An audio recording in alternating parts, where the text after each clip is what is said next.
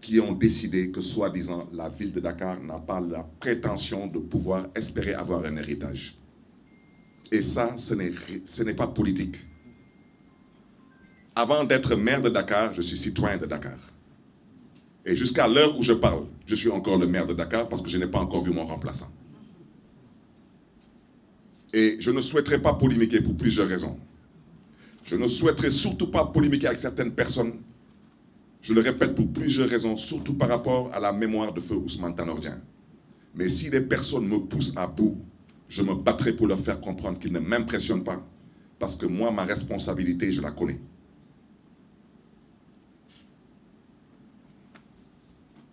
Sur le deuxième point, avec votre permission, c'est sur ce que j'appelle la prise d'otage qui s'est faite à Thiès, où 83 personnes sont retrouvées en prison et l'un d'entre ces personnes y a perdu la vie.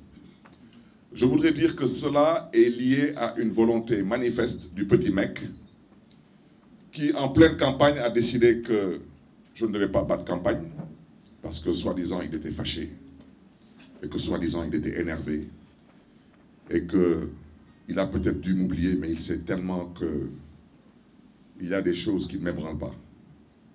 Parce que ce petit mec soit fâché ou énervé, mais je m'en tamponne royalement.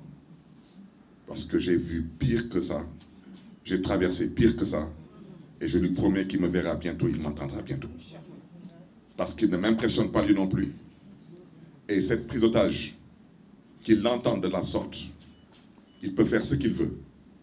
Mais je lui rappelle au passage, comme il a peut-être dû oublier que c'est un croyant, à moins qu'entre-temps il soit devenu un mécréant, il a dû oublier que quand on est croyant, on doit comprendre que la vie est une boule qui tourne. Qu'est-ce qui s'est passé?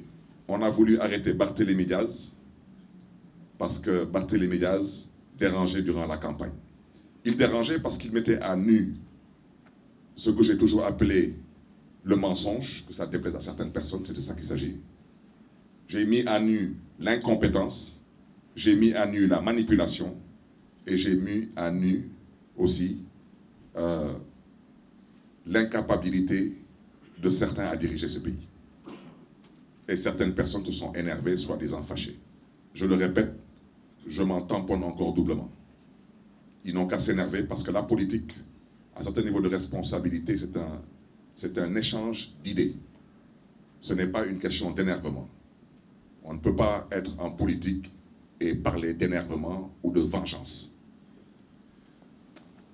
Cette personne n'ayant pas d'autres moyens à décider, et vous êtes tous témoins, que je ne devais pas battre campagne, au point où même certaines personnes ont considéré qu'elle devait venir me rendre visite à mon domicile pour me menacer. Et ce petit mec a eu à dire que le ministre de l'Intérieur ne faisait pas son travail et que le ministre de la Justice non plus ne faisait pas son travail. Et ce même petit mec a décidé que quand il donne des instructions, elles doivent être exécutées, y compris si ce sont des ordres qui sont totalement illégaux. Parce que c'est la conception de l'État que ce petit mec a, de l'État. Parce que quand on part jusqu'à dire que le ministre de la Justice n'est pas une autorité judiciaire, c'est une autorité politique, c'est une gravité extrême. Je ne commenterai pas maintenant une certaine justice qui, elle, a opté pour être apprivoisée et domestiquée. Parce que quand vous êtes aux ordres, vous exécutez, quels que soient les ordres. Mais je reste convaincu qu'il y a des magistrats dans ce pays qui comprendront ce que les Sénégalais attendent d'eux. Maintenant, pour cette certaine justice qui a opté pour être domestiquée, apprivoisée, je souhaiterais seulement dire à l'endroit de l'UMS, l'Union des magistrats du Sénégal, il ne faudrait pas demain qu'on vienne nous dire que vous êtes un corps constitué, que vous avez une immunité, que vous êtes protégé, et que ceci et que cela. Vous êtes des Sénégalais comme tous. Et au besoin, vous avez des comptes à rendre comme tout le monde. Je me limiterai à ça.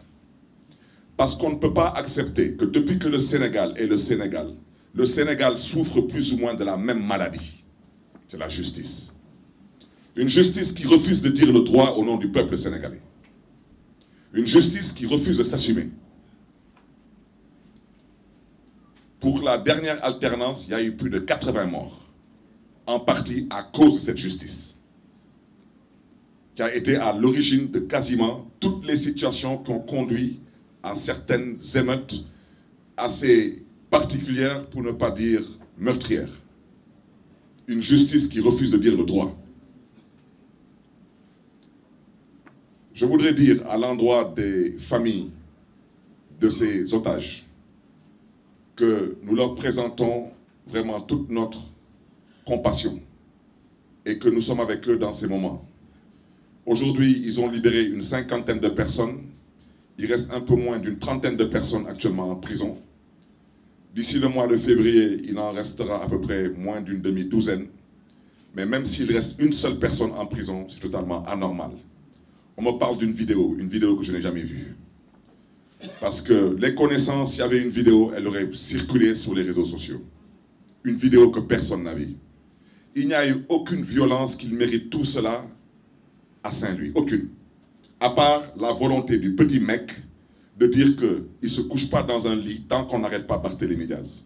Une fois de plus, je m'en tamponne triplement de ton énervement. Parce que je te dis que tu me verras et tu m'entendras. Ce n'est qu'une question de temps. Si tu ne me connais pas, il fallait demander à Abdoulaye Wade qui je suis et à Macky Sall qui je suis. Mais toi, tu me connaîtras. Parce que tu as peut-être connu un ami, mais là, tu connaîtras maintenant un vrai adversaire politique. Parce que ce pays-là, on le laissera entre les mains de personne pour le détruire. Nous ne sommes pas des poltrons. Nous nous sommes toujours battus dans ce pays pour des avancées démocratiques. Et ce qu'on a envie de faire dans ce pays aujourd'hui, nous ne l'accepterons pas. Je terminerai par le troisième point, c'est le braquage de la ville de Dakar.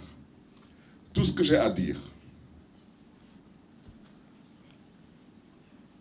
concernant le braquage, je pense que quelqu'un qui s'amuse à braquer une banque, même s'il arrive à s'échapper, 20 ans après, si on l'attrape, je pense qu'il doit savoir où est-ce qu'il part. Je peux me tromper, mais je pense que quelqu'un, par exemple, est à Paris, il braque la BNP à la place Vendôme, il va se coucher aux Bahamas, et 20 ans plus tard, on l'arrête à Santorini. Je pense que c'est tout de même qu'il va pas rester là-bas en vacances. Bon. À l'endroit de ceux qui ont braqué la mairie de Dakar, je souhaiterais leur dire que quand on est braqueur, on est braqueur. De banque ou d'institution, on est braqueur. Eux, comme tous les complices qui ont participé à ce braquage, je souhaiterais seulement leur rappeler qu'on parle d'un braquage. Prendre une institution, l'encercler par des forces de l'ordre et dire que l'élu n'a pas le droit de rentrer dans cette institution, c'est un braquage. Eh bien, peut-être pour ceux qui ne comprennent pas trop ce que j'explique, imaginez un scénario dans lequel on encercle la présidence de la République du Sénégal, on y met des policiers, des militaires, armés, et on dit que l'actuel président du Sénégal ne rentrera pas au palais. J'espère seulement que vous allez réussir votre coup, parce que si vous ne le réussissez pas, on l'appelle, dans un autre jargon, un coup d'État. Et quand on vous attrape pour un coup d'État, vous savez exactement le sort qui vous est réservé. C'est ce que je voulais dire. J'ai été un peu long, et avec votre permission, vous me permettrez de synthétiser tout cela en Wolof, je serai beaucoup plus bref.